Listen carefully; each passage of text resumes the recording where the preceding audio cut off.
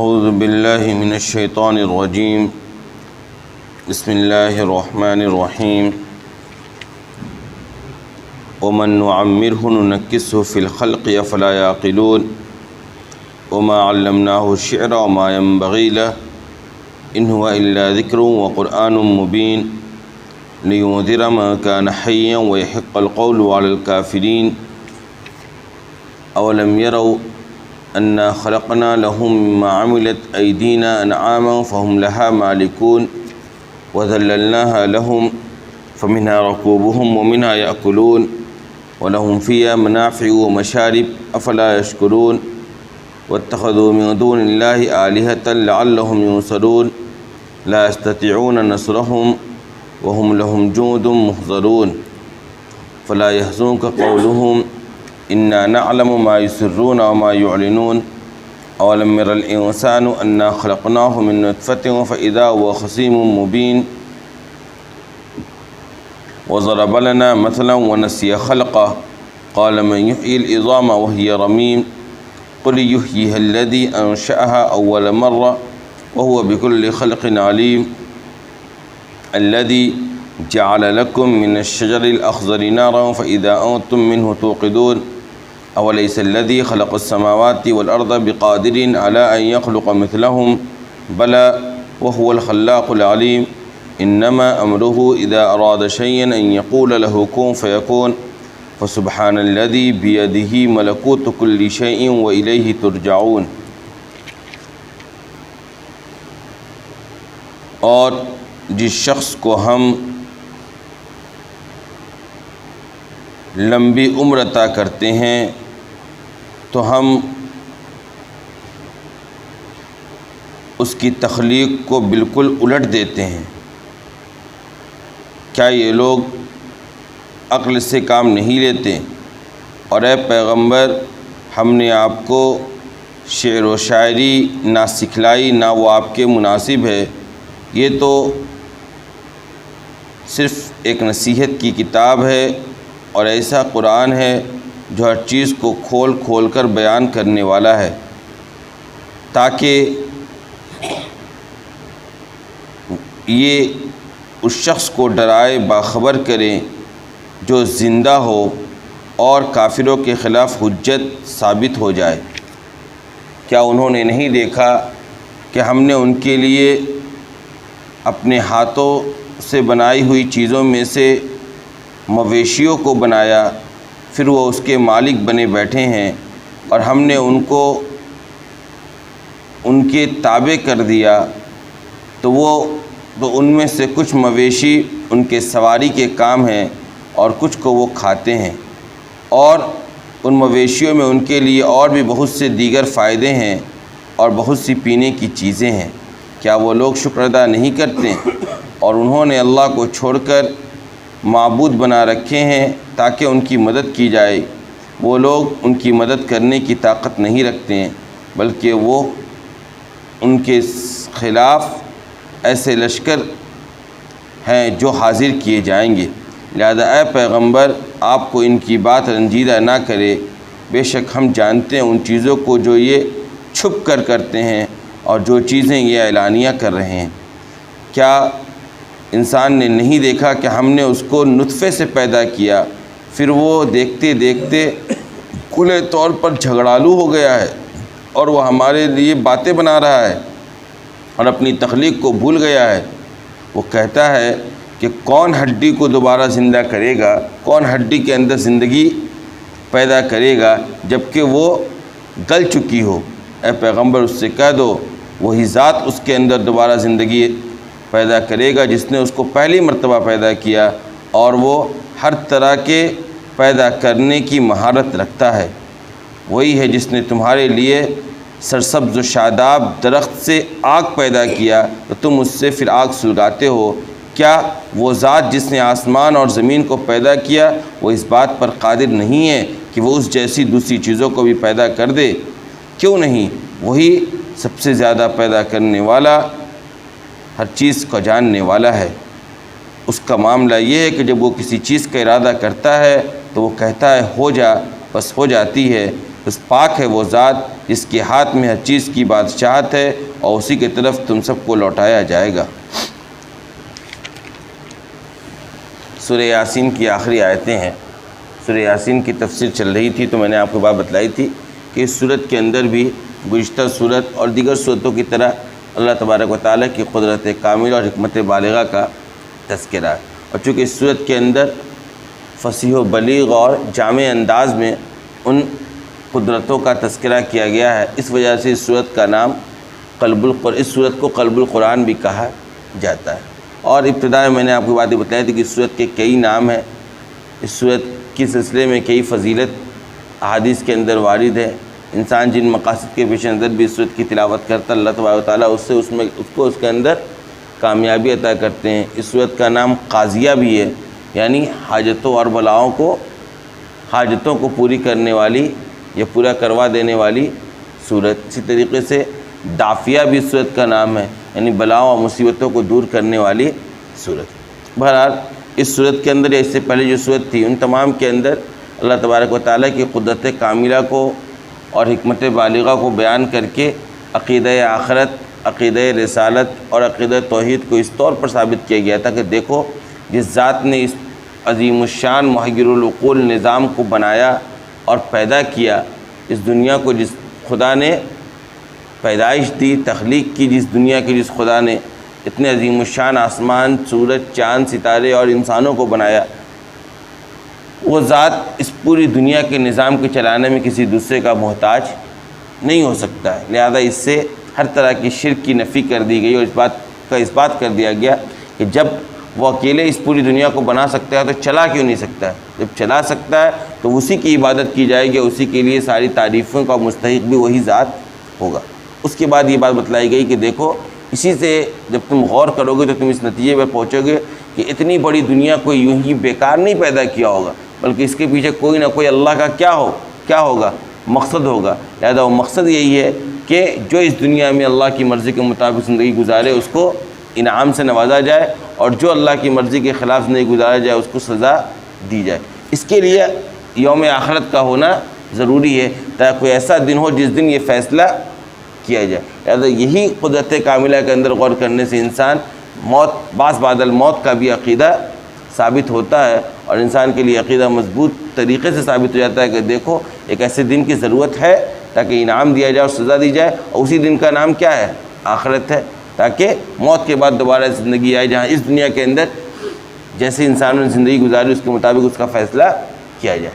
اب اسی قدرت کاملہ کے اندر غور کر کے عقیدہ رسالت کو اس طور پر ثابت کیا گیا کہ جب یہ بات معلوم ہو گئی کہ جس ذات نے یہ عظیم الشان کارخانہ بنایا وہ اس کی چلانے میں کسی کا محتاج نہیں، اور اس نے اس کو ایک خاص مقصد سے پیدا کیا ہے، تو ان مقاصد کا علم بندوں کو ہو کہ بھائی اللہ نے اس دنیا کو کیوں پیدا کیا ہے، اور کون کون سا کام ہے جو اللہ کی مرضی کے مطابق ہے، اور کون کون سا کام ہے جو اللہ کی ناراضگی کا سبب بنتا ہے، اس کے علم کے لیے سلسلہ رسالت کی ضرورت تھی۔ اسی لیے اللہ تبارک و تعالیٰ نے پوری رسالت، نبوت اور پیغمبری کا سلسلہ جاری فرمایا، یہی عقیدہ رسالت ہے۔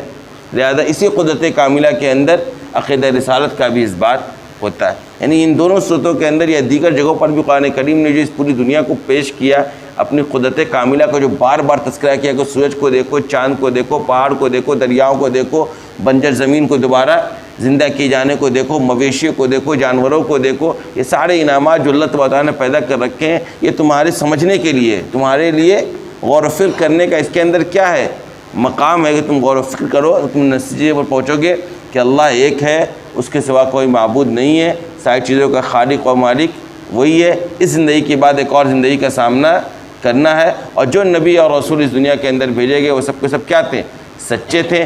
جو ذمہ داری ان کو دی گئی اس ذمہ داری کی ادائیگی میں ان لوگوں نے ذرہ برابر بھی کوتاہی سے کام نہیں لی۔ یہ اسلام کا بنیادی عقیدہ ہے، اسلام اسی کا نام ہے کہ خدا کو ایک جانو، بعث بعد الموت پر ایمان رکھو، انبیاء اور رسول پر ایمان رکھو۔ انبیاء اور رسول پر ایمان رکھنے کے ضمن میں ان کے اوپر نازل کی جانے والی کتابوں کا بھی علم، ان کے ذریعے پیش کیے جانے والے تعلیمات پر بھی ایمان۔ لہذا آمنت باللہ ورسولہ وکتبہ والیوم الآخر والقدر خیرہ وشرہ من اللہ تعالی والبعث بعد الموت، یہ پورا جو آپ ایمان مجمل ایمان مفصل دیکھتے ہیں اس کے اندر یہ سارے خلاصے ہیں جو تفصیل سے پیش کر دیے گئے، اور یہ اسلام کا بنیادی عقیدہ ہے۔ اگر کوئی انسان صرف اللہ کے ایک ہونے پر تو یقین رکھتا ہے لیکن نبیوں کو سچا نہیں مانتا ہے، وہ مومن نہیں ہے۔ ایک انسان اللہ کے ایک ہونے پر بھی یقین رکھتا ہے، نبی کو سچا ہی مانتا ہے، لیکن بعض بعد الموت کا قائل نہیں ہے، وہ سمجھتا کہ یہی زندگی سب کچھ ہے، جو ہونا ہے یہی ہونا ہے، اس کے بعد کوئی فیصلے کا دن آنا نہیں ہے، تو وہ بھی مومن نہیں ہو سکتا ہے۔ ایمان کے لیے 3 بنیادی شرطیں، اس کے بعد سارے اعمال کا اور دیگر چیزوں کا درجہ ہے، لیکن بنیادی طور پر ایک مومن کے لیے ان 3 چیزوں کا عقیدہ ہونا بالکل ضروری ہے۔ لہذا اسی کے سلسلے میں کئی تفصیلات سے ہم لوگوں نے سورہ یاسین کے اندر بھی دیکھا کہ اللہ نے اپنی قدرت کا تذکرہ کیا، اور اس کے بالمقابل جب کفار مکہ ان تمام قدرت کے بیان کیے جانے کے بعد بھی جب انکار کرتے چلے گئے تو آپ صلی اللہ علیہ وسلم کو تسلی اور ان کافروں کے سوالات کا، ان کے اعتراضات کا جواب بھی قرآن نے جا بجا پیش کیا۔ لہذا اور قرآن کا اپنا ایک انداز ان ساری چیزوں کو بیان کرنے کے بعد یہی بتا دیتا کہ دیکھو اگر تم حق کے راستے پر چلو گے تو تمہارے ساتھ کیا ہونے والا ہے، اور اگر تم غلط راستے پر چلو گے تو تمہیں کس انجام کو بھگتنا پڑے گا۔ یہ ساری چیزوں کی تفصیل بھی اسی کے ضمن میں جنت اور جنت میں دی جانے والے انعامات کا تذکرہ کیا گیا کہ مومنین کی حالت کیا ہوگی، جنت کے اندر اپنی بیویوں کے ساتھ مسحریوں پر ٹیک لگا کر سائے میں بیٹھے ہوئے ہوں گے، جو خواہش کریں گے وہ ملے گا، انہیں جو مانگیں گے وہ ان کو حاصل ہوگا۔ اللہ تبارک و تعالیٰ کی طرف سے سلام ان کو پیش کیا جائے گا۔ اس کے بالمقابل جہنمیوں سے کہا جائے گا آج الگ ہو جاؤ اور جہنم میں داخل ہو جاؤ، اور ان کے لیے وہاں طرح طرح کے عذاب ان کے سامنے پیش کر دیا جائے گا۔ اور اسی کے ساتھ اللہ تعالیٰ اس دنیا کے اندر ان کو عذاب نہیں دے رہے ہیں، اس کے پیچھے کی مصلحت اور حکمت بھی اللہ نے قرآن کریم میں جا بجا پیش کیا۔ پر آج کی جو آیتیں اس کے اندر بھی یہ ساری چیزیں ہی ہیں۔ سب سے پہلی آیت کے اندر کہا گیا وَمَن نُعَمِّرْهُ نُنَكِّسُهُ فِي الْخَلْقِ، کہ ہم جس کو لمبی عمر دیتے ہیں، جس کو ہم بڑھاپے تک پہنچاتے ہیں، ایک زندگی عطا کرتے ہیں، اس کے ساتھ ہمارا معاملہ یہ ہوتا ہے کہ ہم اس کی تخلیق کو بالکل لوٹا دیتے ہیں۔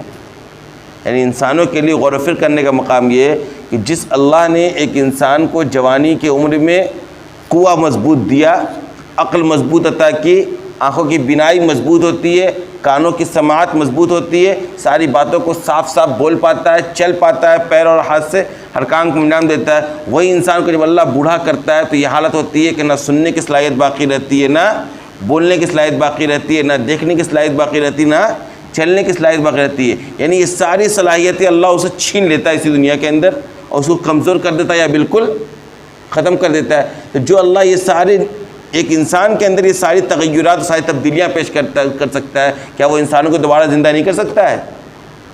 غور کیا جائے تو جو اللہ ایک انسان کی زندگی میں 60 70 80 سالہ زندگی میں ہی ساری چیزوں کے اندر تغیرات تبدیلی لا سکتا ہے، جو انسان اس جوانی کے عالم میں اپنے پیر پر فخر کر رہا ہوتا ہے، وہی پیر بڑھاپے میں اس کا ساتھ چھوڑ دیتی ہے۔ جس آنکھوں سے وہ پوری دنیا کو دیکھ رہا ہوتا ہے، انہی آنکھوں سے اس کا دیکھنا، قریب کی چیزوں کو بھی دیکھنا کیا ہو جاتا ہے بڑھاپے میں؟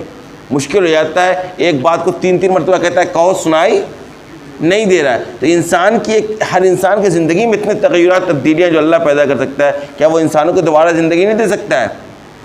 کیا وہ انسانوں کو دوبارہ پیدا نہیں کر سکتا ہے؟ بالکل کر سکتا ہے۔ نہیں، ساری قدرت اصل میں کیا کہ انسان ان چیزوں کو محال سمجھتا ہے، کیونکہ انسان اپنے اوپر قیاس کر رہا ہوتا ہے۔ اللہ کی قدرت، اللہ کی حکمت، اللہ کی طاقت، اللہ کا پاور، اللہ کی صلاحیت، ان چیزوں کا جب تصور کیا جائے گا تو پھر آپ کو لگے گا یہ ساری چیزیں معمولی ہے۔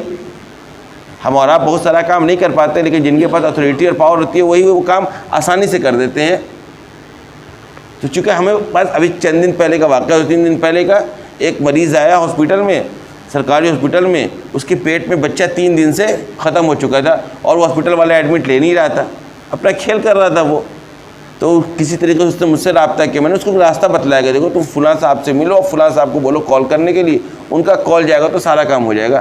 اور پھر میں اس سے 1 گھنٹے 1.5 گھنٹے بعد ملاقات ہوئی، میں نے کہا کیا؟ بولا بالکل سب کچھ ہو گیا، لائن اب دھائیں دھائیں ایڈمٹ لے لیا، پانی چڑھانا شروع کر دیا، آپریشن کے لیے بھی تیار ہے۔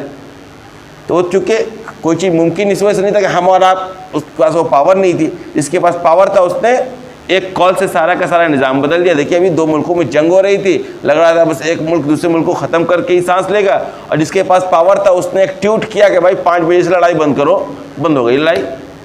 تو امریکہ کا یہ پاور تھا۔ تو جب پاور کا آپ تصور کریں گے نا، تو اللہ تبارک و تعالیٰ کا پاور کر چکا ہمارا جانتے نہیں ہے، اس لیے مجھے لگتا ہے کہ دوبارہ کہیں زندگی ملے گی۔ یہ چیزیں بھی آگے واقعہ آ رہا ہے عاص بن وائل کا اسی صورت کے اندر کہ اس نے ایک مرتبہ مکہ کے کنارے پر وہ کھڑا ہو کر ایک ہڈی لیا، آپ صلی اللہ علیہ وسلم کے سامنے لے کر کہا تم کہتے ہو کہ اس ہڈی کو دوبارہ زندگی ملے گی، اور مسل کے ریزہ ریزہ کر کے سامنے پھینک دیا۔ تو قرآن نے جب دیکھا تو یحیی الذی انشأ اول مرہ، ارے اس کے اندر زندگی وہی دے گا جس نے اس کو پہلی مرتبہ پیدا کیا تھا۔ اس ہڈی کا وجود پہلی مرتبہ کہاں سے آیا؟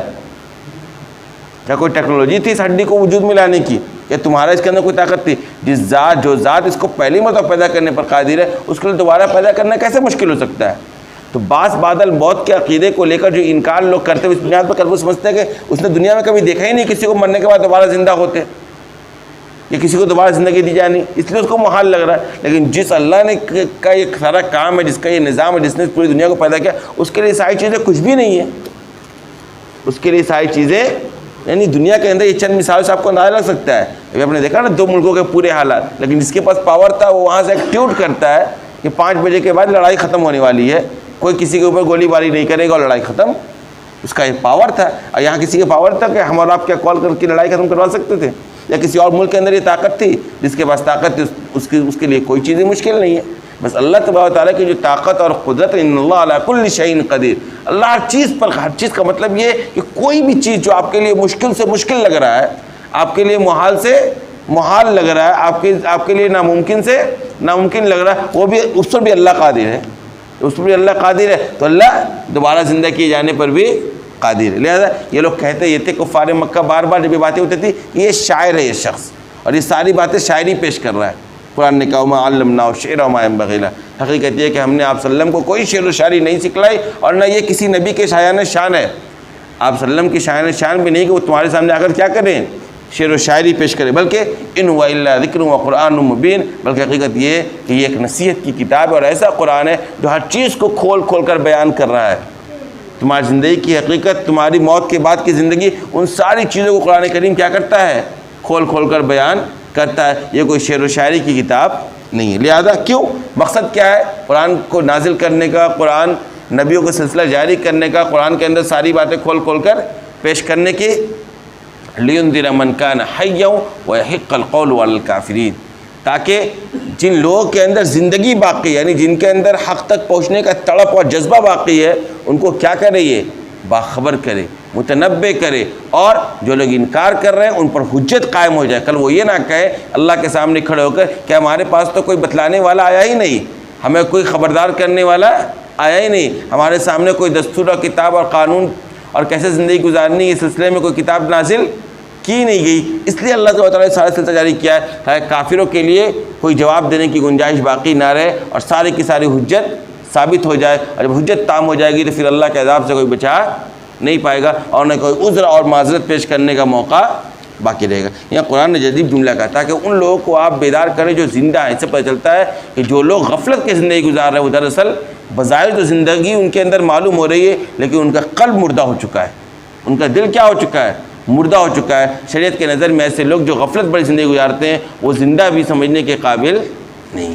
اللہ نے کہا اولم یرو، کہ عبد اللہ کا اپنا ایک اور قدرت، اپنا ایک اور انعام کا تذکرہ اللہ تعالیٰ بیان فرما رہا، کہا کیا انہوں نے نہیں دیکھا کہ ہم نے ان کے لیے اپنے ہاتھوں سے بنائی چیزوں میں سے مویشیوں کو پیدا کیا، ہم نے مویشیوں کو بنایا، جانوروں کو بنایا، اور وہ دیکھو آج ان جانوروں کے مالک ہیں، اب ایسے مالک ہیں وَذَلَّلْنَاهَا لَهُمْ، کہ ہم نے ان مویشیوں کو ان کے تابع بنا دیا ہے۔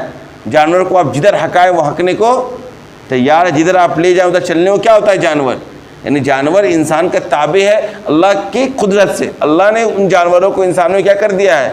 مسخر کر دیا انسانوں کے لیے، انسانوں کے تابع بنا دیا۔ اب ہوتا کیا ہے؟ فَمِنْهَا وَقُوبُهُمْ وَمِنْهَا يَأْكُلُونَ، کچھ جانوروں سے، کچھ مویشیوں سے یہ کیا کرتے ہیں؟ سواری کا کام لیتے ہیں، اونٹ ہے، گھوڑا ہے، اور کچھ پر یہ کچھ کو یہ کھاتے ہیں۔ باقی بہت سے جانور ہیں جن کو ہمارا آپ ذبح کر کے جن کے گوشت کو ہمارے لیے حلال کیا گیا، ہم اس کے گوشت کو استعمال کر رہے ہیں۔ یہ سب اللہ تبارک و تعالیٰ کی کیا ہے؟ قدرت ہے۔ اللہ نے یہ جانوروں کو پیدا کیا اور جانوروں کو انسانوں کے تابع بنایا، تو آج ہم اس سے فائدہ اٹھا رہے ہیں۔ اور وَلَهُمْ فِيهَا مَنَافِعُ، اور انہی مویشیوں میں انسانوں کے دیگر بہت سے فائدے ہیں، ان کے بالوں سے، ان کے چمڑوں سے بہت ساری نعمتیں ہمارا آپ تیار کرتے ہیں اور اس سے فائدہ اٹھا رہے ہوتے ہیں۔ وہ مشارب، اور بہت سی پینے کی چیزیں ہیں، اسی دودھ سے طرح طرح کا جوس تیار ہو رہا ہے، طرح طرح کا ڈرنکنگ واٹر تیار ہو رہا ہے، طرح طرح کا کولڈ ڈرنک تیار ہو رہا ہے، طرح طرح کا کیا بولتے ہیں جوس اور وہ شیک تیار ہو رہا ہے کہ نہیں؟ بہت سی مشروبات بھی اسی دودھ سے ہمارا حاصل کر رہے ہوتے. قرآن نے کہا فلا یشکرون، کیا یہ لوگ اب بھی شکر ادا نہیں کرتے ہیں؟ یہ ساری نعمتیں ہم نے ان کو دے رکھی، اس سے فائدہ اٹھا رہے، اب بھی ان کے دل کے اندر شکر کا جذبہ پیدا نہیں ہوتا ہے. واتخذوا من دون اللہ آلہۃ لعلہم ینصرون، انہوں نے اللہ کو چھوڑ کر ایسے معبود بنا رکھے، اس وجہ سے بنایا تاکہ مقصد یہ کہ تاکہ ان کی مدد کی جائے گی. یعنی یہ سمجھتے ہیں کہ ہم نے جن کو اس دنیا کے اندر جن کو خدا مانا، جن کی عبادت کی، یہ کل اللہ کے سامنے ہمارے سفارشی بنیں گے، ہمیں اللہ کے عذاب سے بچائیں گے. اللہ نے کہا سن لو لا یستطیعون نصرہم، یہ ان کی مدد کرنے کی طاقت نہیں رکھتے ہیں. یہ کوئی معبودان باطلہ کسی بھی اپنے پیروکار کی کل قیامت کے دن مدد نہیں، بلکہ وہم لہم جند محضرون، بلکہ یہ سب ان کے مخالف لشکر کے طور پر پیش کیے جائیں گے سب کے سب. یعنی یہی معبودان باطلہ کل انکار کر دیں گے، جو قرآن نے پیش کیا نا یہ واقعہ کہ اللہ کے سامنے انکار کر دیں گے، اللہ ان کو سزا دو، ہم نے تھوڑی کہا تھا ان کو کہ ہماری عبادت کریں، ہم نے ان کو یہ تھوڑی کہا تھا کہ ہمیں پوجے، ہمیں تو پتہ بھی نہیں ہے، ان کو آپ آج سزا دیجیے. یعنی جن کو یہ سمجھ رہے تھے کہ یہ ہمارے سفارشی بنیں گے، ہمیں اللہ کے ساتھ بچائیں گے، وہ خود ان کے خلاف لشکر میں جا کر کھڑے ہو جائیں گے اور سب کے سب اللہ کے سامنے حاضر کر دیے جائیں گے. لہذا اللہ نے کہا فلا يحزنك قولهم، اے پیغمبر آپ کو ان کی بات رنجیدہ نہ کرے. اس کے باوجود کیا کرتے تھے؟ آپ صلی اللہ علیہ وسلم کی باتوں کو مانتے نہیں تھے، آپ کو شاعر کہتے تھے، آپ کو مجنون کہتے تھے، آپ کو دیوانہ کہتے تھے، آپ کو جادوگر کہتے تھے. آپ صلی اللہ علیہ وسلم کو ان باتوں سے تکلیف ہوتی تھی. انسان فطری طور پر انسان کے خلاف کوئی بات کرتا ہے تو انسان کو تکلیف ہوتی ہے، جب انسان سنتا ہے تو آپ صلی اللہ علیہ وسلم کو تکلیف ہوتی تھی. کہا دیکھیے آپ کو ان کی بات رنجیدہ نہ کرے. انا نعلم ما یسرون وما یعلنون، جو کچھ بھی یہ کر رہے ہیں، جن چیزوں کو چھپ کر کرتے ہیں، پوشیدہ کرتے ہیں، اور جو چیزیں یہ اعلانی طور پر کرتے ہیں، سب کا ہمیں علم ہے. ہم ہر چیز کو جان رہے ہیں، ہر چیز ہمارے علم کے اندر احاطہ کیا ہوا ہے، کوئی چیز باہر نہیں، ہر چیز کا ہم پائی پائی کا ان سے حساب لیں گے. اولم یرى الانسان، یہ وہی جو میں نے کہا آپ کو، یہاں سے وہ واقعہ شروع ہو رہا عاص ابن وائل کا، اور ایک واقعہ ابی ابن خلف کا بھی ہے شاید اس سلسلے میں، کہ یہ مکہ کے ایک علاقے میں اقصائے مدینہ میں کھڑا تھا، اقصائے مکہ میں، اور وہاں آپ صلی اللہ علیہ وسلم سے اس کی ملاقات ہوتی ہے. ایک ہڈی اس کے ہاتھ میں ہوتا ہے، وہ لے کر آپ صلی اللہ علیہ وسلم کے سامنے کہتا ہے کہ تم کہتے ہو کہ اس ہڈی کے اندر دوبارہ زندگی دی جائے گی، اور پوری ہڈی کو مسل کر اللہ صلی اللہ علیہ وسلم کے سامنے جھڑک دیتا ہے. نہیں کہتا کہ ریزہ ریزہ ہو گیا، کیسے اس کو دوبارہ زندگی مل جائے گی، ہے نا. اور آ کر ایک مثال پیش کر رہا وہ کہ تم کہتے ہو دوبارہ زندگی ہوگی، انسان تو ہڈیوں سے تیار ہے، اور وہ ہڈی کا حال تو یہ ہے، دیکھو ریزہ ریزہ ہو گیا، سڑ گل گیا بالکل، اب اس میں دوبارہ زندگی کیسے ہوگی. یہ اس نے آپ صلی اللہ علیہ وسلم کے سامنے پیش کیا. قرآن نے کہا وَلَمْ يَرَ الْإِنسَانَ، کیا اس انسان نے نہیں دیکھا اَنَّا خَلَقْنَاهُ مِن نُطْفَةٍ، کہ ہم نے اس کو ایک نطفے سے پیدا کیا. اگر وہ اپنی تخلیق کے اندر غور کر لیتا کہ نطفے کی کیا حقیقت ہے، اس سے جب ہٹا کٹا انسان کھڑا کر سکتے ہیں تو ہم اس ہڈی کو دوبارہ زندگی نہیں دے سکتے ہیں. یعنی وہ تمہارے سامنے آ کر باتیں بنا رہا ہے اور ہڈی کو پیش کر رہا ہے، وہ اپنی تخلیق پہ تو غور کرے کہ اس کی حقیقت کیا ہے. ایک بہتا ہوا پانی ناپاک قطرہ جو بدن پر لگ جائے تو غسل واجب ہو جائے، اس سے ہم نے اس کو ہٹا کٹا انسان لا کر کھڑا کر دیا، اور یہ کہتا ہے کیسے ان ہڈیوں کے اندر کیا ہوگا، انسان پیدا کیا جائے گا، دوبارہ اس کے اندر زندگی دی جائے گی. فَإِذَا وَخَصِيمٌ مُبِينٌ، وہ دیکھتے دیکھتے کھلم کھلا جھگڑالو بن گیا ہے، یعنی جھگڑ رہا ہے نا تمہارے سامنے آ کر، اور اس طرح کی دلیل پیش کر رہا. وَضَرَبَ لَنَا مَثَلًا وَنَسِيَ خَلْقَهُ، وہ ہمارے لیے باتیں بنا رہا ہے اور اپنی تخلیق کو بھول گیا. اگر اپنی تخلیق کو یاد کر لیتا تو اس طرح کی باتیں نہیں کرتا کہ اس کی حقیقت کیا، وہ کیسے اس دنیا کے اندر پیدا کیا گیا، وہ کیسے آج انسان کی شکل میں موجود ہے. قال من یحیی العظام وہی رمیم، وہ کہتا ہے کہ کون ہڈیوں کے اندر زندگی دے گا جبکہ وہ گڑسل گئی ہو. کہو قل یحییھا الذی انشأ اول مرہ، اے پیغمبر ان سے کہہ دو کہ ان ہڈیوں کو دوبارہ وہی زندہ کرے گا جس نے ان کو پہلی مرتبہ زندگی دی. جو اس کا پہلا خالق ہے وہی اس کا دوبارہ بھی خالق بنے گا. جس نے اس کو پہلی مرتبہ پیدا کیا وہ اس کو دوبارہ بھی بنائے گا اور پیدا کرے گا اور قبروں سے اٹھا کر زندہ لا کر کھڑا کرے گا. وہ بکل شیء وہ بکل خلق علیم، اور وہ ہر طرح کی تخلیق میں ماہر ہے.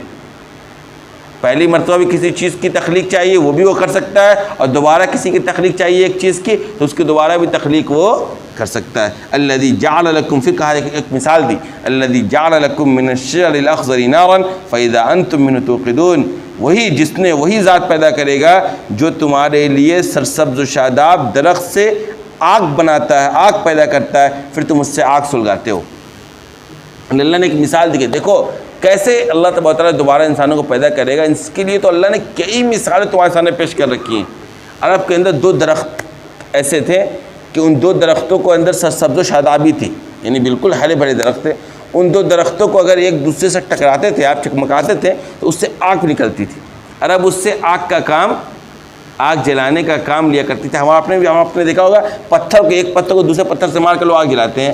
اور اللہ کی قدرت دیکھیے، عرب کے اندر ایسے 2 درخت ہیں کہ ان 2 درختوں میں ایک درخت کو دوسرے درخت سے رگڑو تو اس سے آگ نکلے. کہا ذرا غور کرو کہ جو اللہ سرسبز و شاداب درخت سے آگ پیدا کر سکتا ہے, کیا وہ انسانوں کو دوبارہ نہیں پیدا کر سکتا ہے؟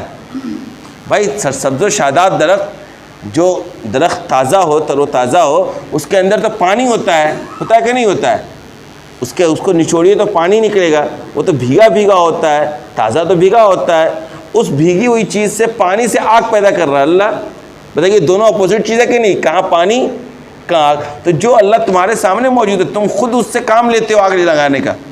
تم خود سے سبز و شاداب درخت سے آگ لگانے کا کام لیتے ہو, آگ جلانے کا کام لیتے ہو. تو جو اللہ درخت سے آگ پیدا کر سکتا ہے, کیا وہ انسانوں کو دوبارہ زندہ نہیں کر سکتا ہے؟ اسی کو کہا یہاں پہ پیش کیا, الذی جعل لکم من الشجر الاخضر نارا فاذا انتم منه توقدون. کیا کہا اولیس الذی خلق السماوات والارض بقادر علی یخلق مثلهم.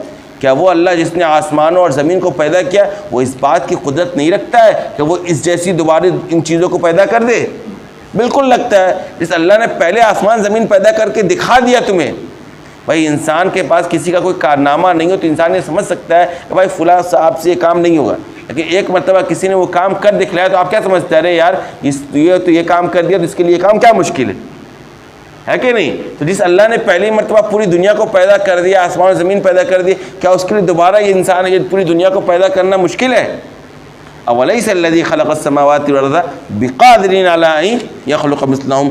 بلا کیوں نہیں, وہ ہر چیز پر قادر ہے. وہو الخلاق العلیم, اور وہی سب سے زیادہ تخلیق دینے والا, پیدا کرنے والا, ہر چیز کا علم رکھنے والا. اور سن لو اس کا معاملہ کیا ہے. کسی چیز کو بنانا, کسی چیز کو پیدا کرنا, یہ تمہیں مشکل معلوم ہو رہا, اس کا معاملہ یہ انما امرہ اذا اراد شیئا ان یقول له کن فیکون. اس کا معاملہ تو یہ کہ جب وہ کسی کام کے کرنے کا ارادہ کرتا ہے تو بس کہتا ہے ہو جا, کن فیکون. بس صرف حکم کی دیری ہے. وہ کہتا ہے ہونا, کسی کام کا وجود آنا, کسی چیز کا پیدا ہونا, صرف وہ کہتا ہے ہو جا, بس وہ چیز ہو جاتی ہے.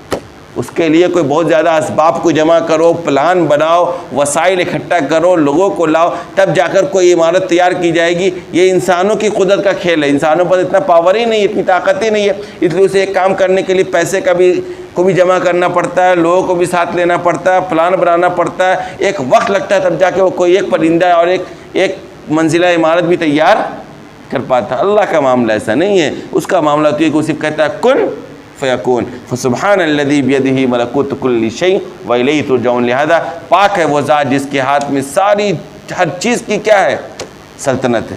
فسبحان الذی بیدہ ملکوت کل شیء. پاک ہے وہ ذات جس کے قبضے میں, جس کے ہاتھ میں ہر چیز کی بادشاہت ہے. والیہ ترجعون, اور اسی کی طرف تم سب لوٹائے جاؤ. انسان کو آخر اللہ کے سامنے ہی حاضر ہونا ہے. لہذا اللہ کے بتلائے ہوئے راستے پر, صراط مستقیم پر اپنی زندگی گزارے گا تو اگر اللہ کے سامنے وہ شرمندہ اور رسوا اور ذلیل نہیں ہوگا.